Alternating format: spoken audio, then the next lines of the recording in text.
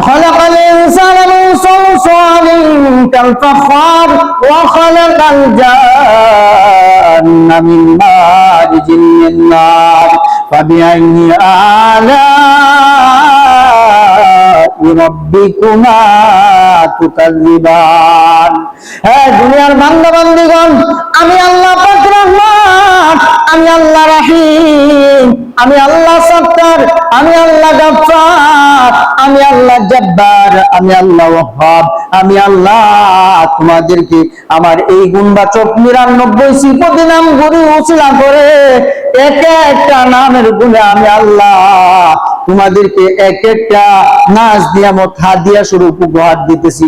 কাজেই ফাবিআইয়ি আলা'i রাব্বিকুমা তুকাজ্জিবান, তোমরা আমার কোন কোন নিয়ামতকে অস্বীকার করো, বলো তো আমি কোন জিনিসটা তোমাকে দেই নাই? যে তোমার যেটাই প্রয়োজন এইটাই আমি দিয়েছি, যার যেটা প্রয়োজন।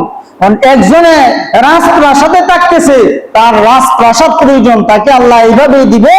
আল্লাহর পক্ষ থেকে তার তকদিরে এইটাই লিপিবদ্ধ, ওই রাজপ্রাসাদে আছে, এটা দেখে আমার আফসোস করে লাভ নাই। আমার হাতের 5 আঙ্গুলি তো সমান নয়। এইরকম ভাবে আল্লাহ পাক রব্বুল আলামিন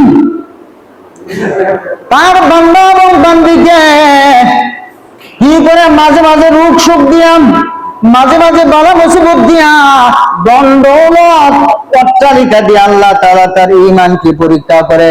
মাঝে মাঝে তার ঈমানকে নবায়ন করার জন্য আল্লাহ ওই বান্দাকে সম্পদ দিয়া পরীক্ষা করে, রোগ সুখ দিয়া পরীক্ষা করে, যে বান্দা কি ধৈর্যহারা হয়ে যায় না সবরে জামিল ইখতিয়ার করে। যে আল্লাহ তাআলা বলেছেন, ইয়া আইয়ুহাল্লাযীনা আমানু, হে ঈমানদারগণ তোমরা ঈমান আনছো, ইয়া আইয়ুহাল্লাযীনা আমানু ইসতাঈনু বিস-সাবরি ওয়াস-সালাম, যখন তোমরা বিপদে পড়বা তখন নামাজের মাধ্যমে ধৈর্য ধারণ করো। ইন্নাল্লাহা মা'আস-সাবিরিন, যারা নামাজের মাধ্যমে বিপদে পড়ে আমি আল্লাহর কাছে ধৈর্য ধারণ করবে, আমি আল্লাহ অবশ্যই ওই বিপদ থেকে আমি নিজেই তাকে উদ্ধার করব। সুবহানাল্লাহ, আল্লাহ নিজে উদ্ধার করবে, কিন্তু ডাকতে তো হবে। আমাদের দেশের একটা কথা আছে যে না কাঁদলে বাচ্চাকে মায়া দুধ পান করায় না। এইরকম আপনার কি প্রয়োজন, আমার কি প্রয়োজন, আমি যদি না চাই আল্লাহর কাছে, যদি আমি হাত উত্তোলন করে যদি কান্নাকাটি না করি, তাহলে আল্লাহ আমাকে দিবে না। হাদিসের মধ্যে আসছে, যে ব্যক্তি আল্লাহর কাছে কোনো কিছু চায় না, আল্লাহ ওই ব্যক্তির প্রতি রাগান্বিত হন, গুসা হন। নাউযুবিল্লাহ। কত প্রয়োজন, তুই চাস না কেন? তুমি যত গুনাহ করো না কেন, সেই গুনার জন্য তুমি নিরাশ হয় না, আমার রহমত থেকে তুমি নিরাশ হয়ে যাও না।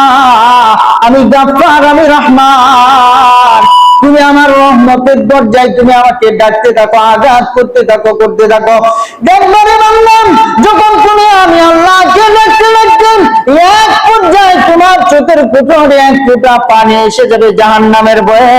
আমি আল্লাহকে হাত করার জন্য যখন বান্দা তুমি কাঁদতে থাকবা, এক সময় এসে এমন পর্যায়ে দাঁড়াবে, আমি আল্লাহ ডাইরেক্ট তোমার দোয়া কবুল করে এই দুনিয়ার যত ধরনের বিপর্যয় আছে, অশান্তি, সবগুলি আমি আল্লাহ সলভ করে তোমাকে শান্তির ফায়সালা করে দিব। সুবহানাল্লাহ। এই জন্য ডাকতে থাকো। কিন্তু সম্পদের পাহাড় করেছি, সুখ শান্তি বেশি পেয়েছি, এই জন্য আমরা কি করি না, আল্লাহকে ডাকি না। কিন্তু আল্লাহ তাআলা বলছে, সুখে দুঃখে আপদে বিপদে হর হালতে সকাল বিকাল দিন রাত্রি সব সময় আমি আল্লাহর জিকির করো।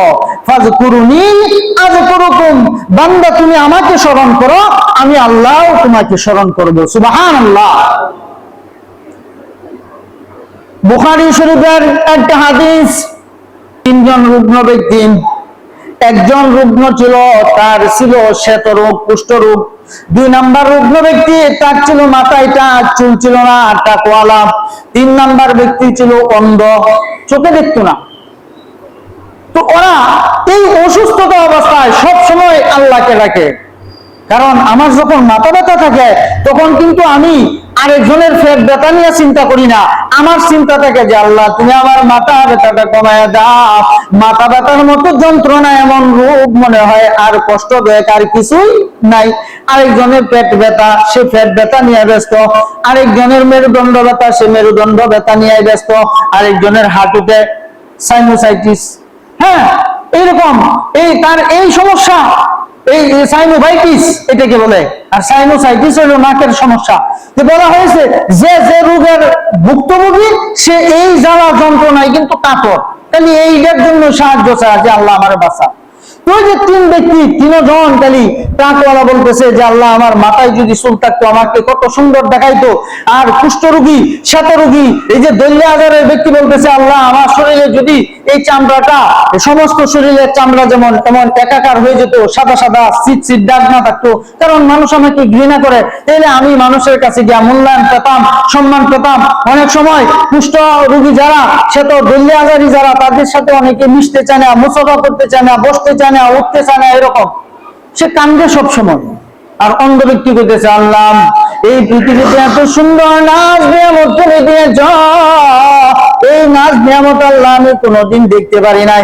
এই জন্য পৃথিবীতে আমার মনের আশার নিশা, আমি আর কিছু চাই না গো আল্লাহ, তুমি আমার চক্ষুটি খুলে দাও যেন তোমার এই সুন্দর আসমান এবং জমিন আমি চাক্ষু সমান হয়ে দেখতে পাই।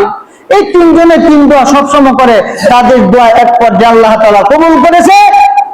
আল্লাহ তাআলা জিবরাইল আমিনকে মানুষের বেশ ধরায়া, একজন পরহেজগার মুত্তাকিন, একজন আলেমের বেশ ধরায়া প্রথম ওই শ্বেত রোগী, এই দলীয় আজার ব্যক্তির কাছে পাঠাইছে যে তুমি যাও, যা দেখো সে কি বলে। জিবরাইল আলাইহিস সালাম মানুষের বেশ ধরে গিয়া ওনাকে সালাম দিলেন। ওনাকে বললেন ও আমার ভাই, তোমাকে দেখে মনে হয় তোমার মধ্যে কোনো সুখ নাই, অশান্তির বেড়া জালে তুমি আবদ্ধ। কিসে তোমাকে জানি অশান্তি করে রাখছে, তোমার কি সমস্যা, এমন কি অসুবিধায় পড়ে আছো রে ভাই, তুমি বলো, আমি আল্লাহর দরবারে তোমার পক্ষ হয়ে তোমার জন্য দোয়া করবো। সবগুলি ফ্যান ছেড়ে দেন, এক একজনে এক একটা এসে থাকবো, ইমন ছেড়ে দাও, সবই ছেড়ে দাও, নাহলে ওই যে পিছনে আরেকজনে আরেকবার আসবো। আমরা এদিকে একটু খেয়াল করি। এই ফেরেশতা যখন ওই ব্যক্তির কাছে গেলেন, যাওয়ার পর সে খুব আক্ষেপ করে বলতেছে যে ভাই আপনার কাছে বললে কি লাভ, যে আমাকে দেখতেছেন না আমার শরীরের অবস্থা, আমার এই কুষ্ঠরোগ, এই দলীয় আজার, এইটার জন্য আমি সমাজে মূল্যায়ন পাই না, কোনো বন্ধু বান্ধবের সংস্রবে যেতে পারি না, কোনো মানুষের কাছ থেকে মর্যাদা পাই না, আমি একবারে অসহায়, কোনো মেয়ে আমার কাছে বিবাহ দেয় না, আমি যেহেতু বিবাহ করতে পারি না, আমার সন্তানাদি নাই, আমি একা, এই জন্য আমি দিবানিশি কাঁদি যে আল্লাহ যদি আমার এই রূপটা থেকে মুক্ত করে দিত। জিবরাইল আমিন মানুষের বেশ ধরে যখন বান্দার কাছে আইসাম, তার মনে সে কতগুলো সুন্দর শোনার পর আল্লাহ তাআলার অনুমতি নিয়া ওই জিবরাইল আমিন আল্লাহর পক্ষ থেকে বরকতি হাত ওই কুষ্ঠ রোগীর শরীরে বুলা দিছে, হাত মুইসা দিছে। হাত বুলাইতে দেরি, মুহূর্তের মধ্যেই তার পূর্বের মতো সমস্ত চামড়া একয়া সম্পূর্ণ ভালো হয়ে গেছে। সুবহানাল্লাহ, ভালো হয়ে গেছে। সে তাকায় দেখে যে আমার শরীরে ওনার সাদা দাগ নাই, আমি ভালো হয়ে গেছি। এখন আর তার মনে এই রোগের ব্যাপারে কোনো যন্ত্রণা নাই। পরে জানি আরো কি বলতে চায়। ফেরেশতা বলতেছে এখন তুমি কি চাও, তোমার মনে আরো কোনো আবেগ, আশা, আকাঙ্ক্ষা, মনের কোনো তামান্না আসেনি? তেমন কোনো আশা আকাঙ্ক্ষা আমার নাই। আমার একটা মনের তামান্না, আমার এই শরীরের পিছে চিকিৎসা করে আমার স্থাবর অস্থাবর যত ধরনের সম্পত্তি ছিল, ভিটা বাড়ি সবকিছু বিক্রি করে শেষ।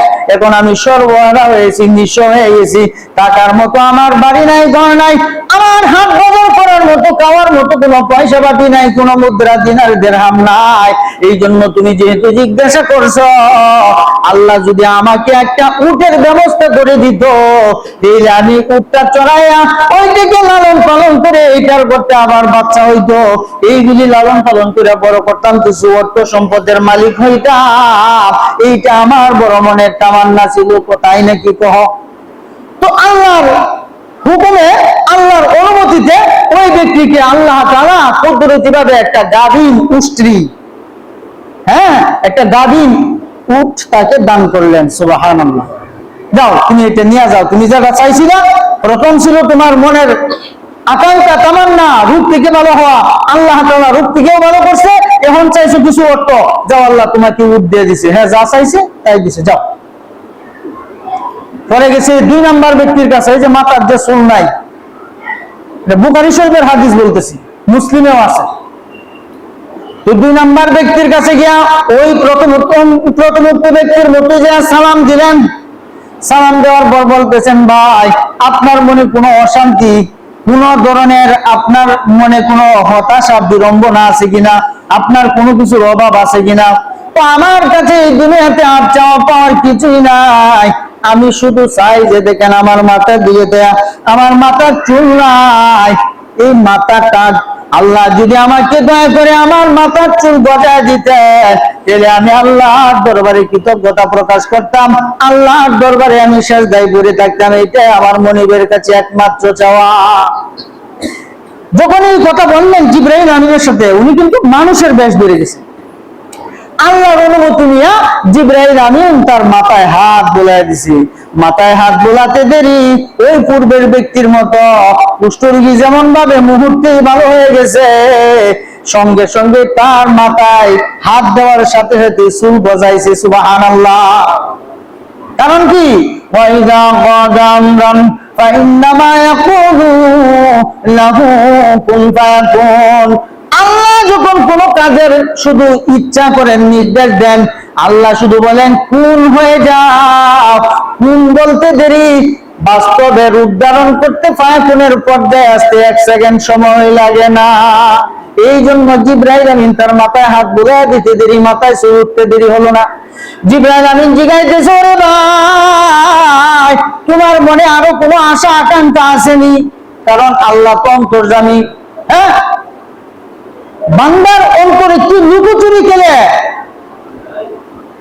যে ওয়ালামুল খায়নাতু তুখফিস সুদূর, যে বান্দার অন্তরে কি লুকোচুরি খেলে, কি কল্পনা করে, এটাও আল্লাহ তাআলা জানেন। সুবহানাল্লাহ।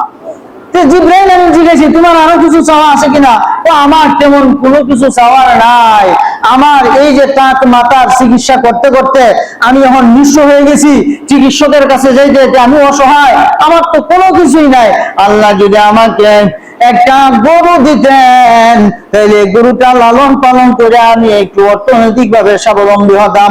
আল্লাহ অনুমতি দেন, আল্লাহ তাআলার কুদরতি কারিশমায় ওইটা করা ব্যক্তি যখন পূর্বের ন্যায় চুল ফিরে পাইল, তার মাথা যখন পরিপূর্ণ সুস্থ চুল গজাইছে, আল্লাহ তাআলা ওইটা করা ব্যক্তিকে একটা গাভীন গরু দিয়া দিলেন। এই জিবরাইলের মাধ্যমে, যাও নিয়ে যাও, তোমাকেও দেওয়া হইল। সব আনন্দে চিত্তে লয়ে গেল। 3 নাম্বার গেছে অন্ধ ব্যক্তির কাছে, যা বলতেছে, ভাই আপনার কোনো মনে কষ্ট সাধ্য আছে, আপনার কোনো অশান্তি আছে? তো আমার মনে তেমন অশান্তি নাই, আপনি যেহেতু জিগাইতেছেন, আমার আল্লাহ তাআলার কাছে একটা চাওয়া ছিল, আল্লাহ যদি এই আমি যে জন্মন্ধ, আমি চোখে দেখতে পাই না, আল্লাহ তাআলা এই সুন্দর নিজাম, এই পৃথিবী যে এত সুন্দর করে সাজাইছে, এটা কেমন আমি দেখতে পারলাম না, আল্লাহ যদি দয়া করে আমার চোখের পাওয়ার, আমার চোখের জ্যোতি ফিরিয়ে দিতেন, আল্লাহর কাছে আমি কৃতজ্ঞতা আদায় করতাম। আল্লাহ পাক রব্বুল আলামিন ওই ব্যক্তির মনের তামান্না আকতে জিবরাইলের মাধ্যমে জানতে পেরে জিবরাইলকে বললেন, তুমি ওই অন্ধ ব্যক্তির চোখে হাত বুলায় দাও। জিবরাইল আমিন পূর্বের 2 ব্যক্তির নাই তার চোখে হাত বুলাইতে দেরি, সেকেন্ডের মধ্যে সেই দুনিয়ার চাক্ষু সমান দৃষ্টি আল্লাহ তাকে বহাল করে একবারে সুস্থ মানুষের মতো সে সবকিছু দেখতেছে। সুবহানাল্লাহ। সবকিছু দেখতেছে। পরে কইতেছে যে তোমার আরো কিছু চাওয়া পাওয়ার আছে। তো আমার আর তেমন কিছু চাওয়া পাওয়ার নাই, আপনি যেহেতু জিগাইতেছেন, আল্লাহ তাআলা যদি আমাকে একটা বকরি দিত, ছাগল দিত। একজনের চেয়ে কিন্তু আরেকজনের চাওয়ার চাহিদা কমে আসতেছে, কারণ ইমান যে একজনের চেয়ে আরেকজনের একটু আছে। আল্লাহ তাআলা তারে একটা গাভীন ছাগল দিছে। ওই তিন ব্যক্তি এই উটওয়ালা, উটের রাখালি করে গোটা এলাকা উটে ছায়া গেছে, অনেক উটের মালিক হয়ে গেছে। গরুওয়ালা এই গাভীন গরু দেয়া অনেক গরুর মালিক হয়ে গেছে। এই বকরি বা ছাগলওয়ালা এই ছাগল চড়াইয়া চারণ জমিতে ঘাস খাওয়াইয়া অনেক ছাগল বকরির মালিক হয়ে গেছে। আল্লাহ পাক রব্বুল আলামিন কিছুদিন পর জিবরাইল আমিনকে আবার ডাক দিয়া বলে, ওরে জিবরাইল তুমি কোথায়? আবার যাও। আমার সেই তিন বান্দা অসহায় ছিল, যাদের কোনো ঘর ছিল না, বাড়ি ছিল না, অর্থবিত্ত ছিল না, অসুস্থতায় দিনাতিপাত করতে বাংলা জিবরাইল আমি তাদেরকে সুস্থতা দান করেছি, আমি তাদেরকে অঢেল সম্পদের মালিক বানাইছি। এই সম্পদের পাহাড় তারা করেছেন।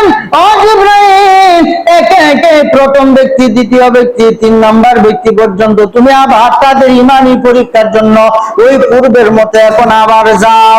জিবরাইল আমিন আল্লাহ তাআলা নির্দেশ পাইয়া প্রথমত ওই দুনিয়াজারি ব্যক্তি যিনি ছিলেন শ্বেত রোগ, কুষ্ঠ রোগে আক্রান্ত, ওই ব্যক্তির কাছে গেছে, যায় সালাম দিছে। সালাম দিয়া বলতেছে, আসসালামু আলাইকা ইয়া আখি, হে আমার ভাই, আমি একজন আগন্তুক মুসাফির মানুষ, আমি এই দেশের নই, এই দেশে শুধু প্রথম এসেছি, আমার বাড়ি অনেক দূরে অন্যত্র থেকে, আমি আপনাদের দেশে মুসাফির অবস্থায় দেশ সফর করার জন্য আসছি। আমি যে পরিমাণ টাকা পয়সা অর্থবিত্ত নিয়ে বাড়ি থেকে রওনা করেছিলাম, এখন আমি আমার দেশে যাওয়ার মতো আমার হাতে আর কোনো টাকা করি অর্থবিত্ত নাই। এখন আমি নিঃস্ব হয়ে গেছি, আমার শূন্য পকেট, এমটি পকেট। এই জন্য আপনাকে দেখে মনে হয় আপনি একজন গরিব ব্যক্তি।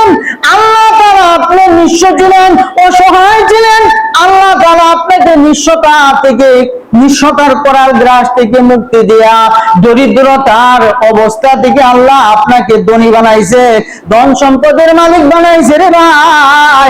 এই জন্য আপনার কাছে আমি একটু সওয়াল জানাই, আপনার এই যে উটের যে ফার্ম দেখতেছি, আমি উটের যে স্তূপ দেখতেছি, ওইখান থেকে একটা উট আমাকে আল্লাহর রাস্তায় দান করার সওয়াবের বিনিময়ে আমাকে দান করে, এটা বিক্রি করে এটার অর্থ দিয়ে আমি আমার দেশে চলে যাই। একটু সওয়াল করছি, সে কইতেছে না আপনি কি কইতেছেন, আমি গরিব আসলাম না, না আমার বাপ দাদা 14 গোষ্ঠী এই তালুকদারি আছিল। হ্যাঁ বলো, সেইটা জানে না। ও আমার মনে হয় আপনি মিথ্যার আশ্রয় নিতেছেন। ইয়াকুম ওয়াল কাযিবাম ফাইনাল কাযিবা ইয়াহদি ইলাল ফুজুর ওয়া ইলাল ফুজুরি ইলান নার। মিথ্যা হইলো মানুষকে পাপের দিকে নিয়ে যায়, আর পাপ মানুষকে জাহান্নামের দিকে নিয়ে যায়। কাজেই বান্দা মিথ্যা বলবেন না।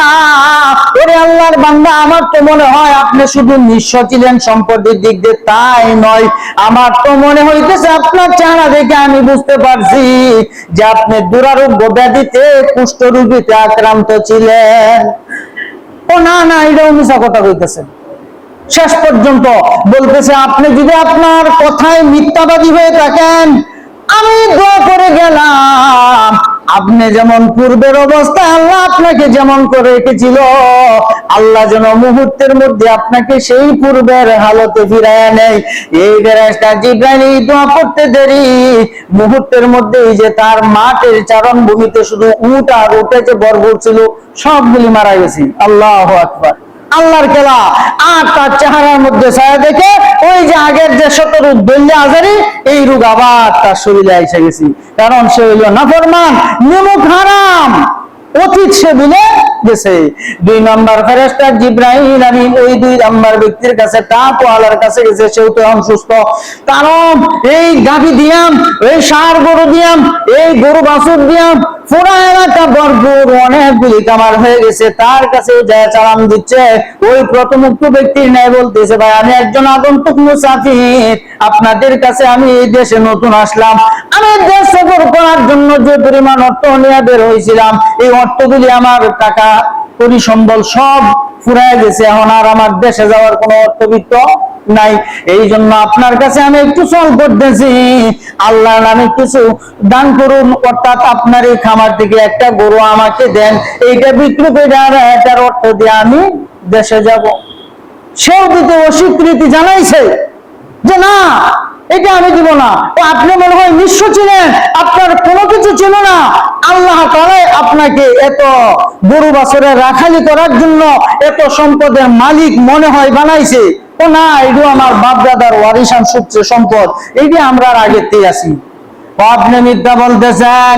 আমার তো ধারণা হয় আপনার চেহারা দিকে মাথা দিয়ে দেখা আমি বুঝতে পারছি যে আপনি কোন দুরারোগ্য ব্যাধিতে আক্রান্ত ছিলেন। আপনার মনে কত দূরে আশা আকাঙ্ক্ষা তামান্না ছিল, আপনার মাথার টাক ভালো হওয়ার জন্য, চুল গজানোর জন্য আমার মতো কোন আগন্তুক কয়েক বছর আগে আইসা আপনার মাথায় হাত বুলে দোয়া করছিলেন, সাথে সাথে আপনার মাথায় চুল গজাইছিল এবং তৎসঙ্গে হাদিয়া হিসাবে একটা গাড়ি দিয়া গেছিল, মনে আছে? না না, এটি মিশা কথা। ওই ফেরেশতা আবার বদদোয়া করলেন, আমি যদি আমার কথায় সত্যবাদী হয়ে থাকি আর আপনি যদি আপনার কথায় মিথ্যাবাদী হয়ে থাকেন, যে আল্লাহ আপনাকে ওই দরিদ্রতার করাল গ্রাস থেকে মুক্তি দিয়া ধনী বানাইছেন, সম্পদের অঢেল পাহাড় গড়াইয়া দিছেন, ওই মাওলার কাছে আমি আবার পায়ে মনোবাক্যে আপনার জন্য দোয়া করি, আপনি যেমন পূর্বের অবস্থায় যেমন ছিলেন আল্লাহ যেন আপনাকে আবার তেমন বানাইয়া দেয়। ফেরেশতা জিবরাইল আমিন এই দোয়া করতে দেরি, কারণ পূর্বে যে ব্যক্তির মাধ্যমে, যে ফেরেশতার মাধ্যমে সম্পদ পাইছে, মাথার টাক ভালো হয়েছে, কুষ্ঠরোগী ভালো হয়েছে, এই ফেরেশতাই তো এখন আবার আসছে। উনি আবার দোয়া করছে, আল্লাহ তাআলা সেকেন্ডের মধ্যে তার গরু বাছুর যা আছে সবগুলি ধূলিসাৎ হয়ে ধ্বংস হয়ে গেছে এবং তার টাকুমাতা আবার টাকুমাতায় হয়ে গেছে। সে ছায়া দেখে হায় হায় কি করলাম, কি করলাম। এই যে ইমতিহান, ইমানি পরীক্ষা, বান্দার দিলের পরীক্ষা, মনের পরীক্ষা। জিবরাইল আমিন 3 নম্বর ব্যক্তি, ওই যে অন্ধ ব্যক্তির জন্মান্তর, উনার কাছে গেছেন। আমাদের নবীর পূর্ববর্তী নবী ঈসা রূহুল্লাহর 3টা বৈশিষ্ট্য ছিল, তার মধ্যে একটা বৈশিষ্ট্য ছিল কোন জন্মান্তর চোখে যদি ঈসা এইরকম হাত বুলাইয়া দিতেন, সাথে সাথে জন্ম অন্ধ ব্যক্তি সে চোখে দেখতে পাইতো। সুবহানাল্লাহ। এই ক্ষমতা জিবরাইল আমিনকে দিয়ে যখন পাঠাইলেন, আল্লাহ তাআলা অনুমতি নিয়ে জিবরাইল যখন তার চোখে হাত বুলাইলো, চোখ ভালো হয়ে গেছে, এখন তাকে প্রশ্ন করে যে ভাই, আমি একজন আগন্তুক মুসাফির, অনেক দূর থেকে আমি আপনাদের দেশে সফরে আসছি, আসার পর আমার অর্থবিত্ত যা ছিল এখন আমার সব শেষ হয়ে গেছে। কাজেই ভাই, ও ধীরি ভাই, আমার ধর্মের ভাই, আপনার কাছে আমি একটু প্রস্তাব জানাই।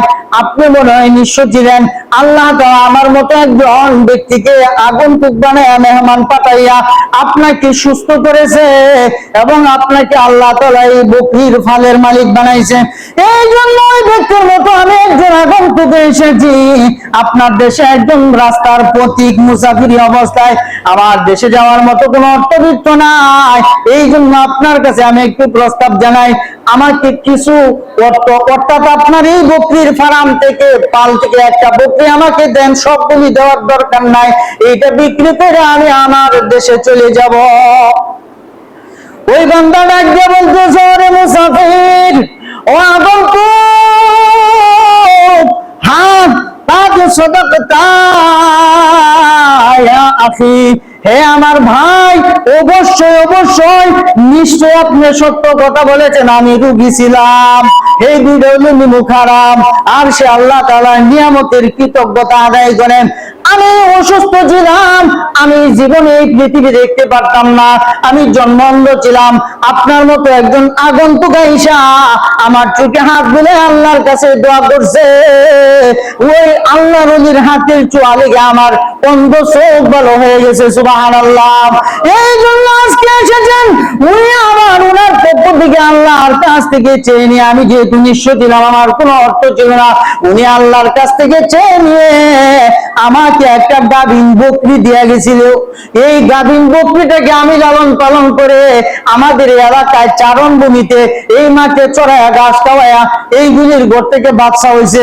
বাচ্চাগুলি উপযুক্ত বাচ্চা দেওয়ার টাইমে যখন সে বড় হয়েছে আবার বাচ্চা হয়েছে, এমন করতে করতে এই যে চারণ ভূমিতে ঘাস কাটছে যে সমস্ত বকরি ছাগলের ফাল দেখতেছে, সবগুলি ওই আগন্তুকের পক্ষ থেকে হাদিয়া স্বরূপ আল্লাহ যে আমাকে দান করেছিলেন একটা বকরি, এই আপনার একটা নয়, আমি আল্লাহর রাস্তায় আপনার ইচ্ছা হলে যতগুলি প্রয়োজন আপনি নিয়ে যান, আমি দান করে দিলাম। সুবহানাল্লাহ।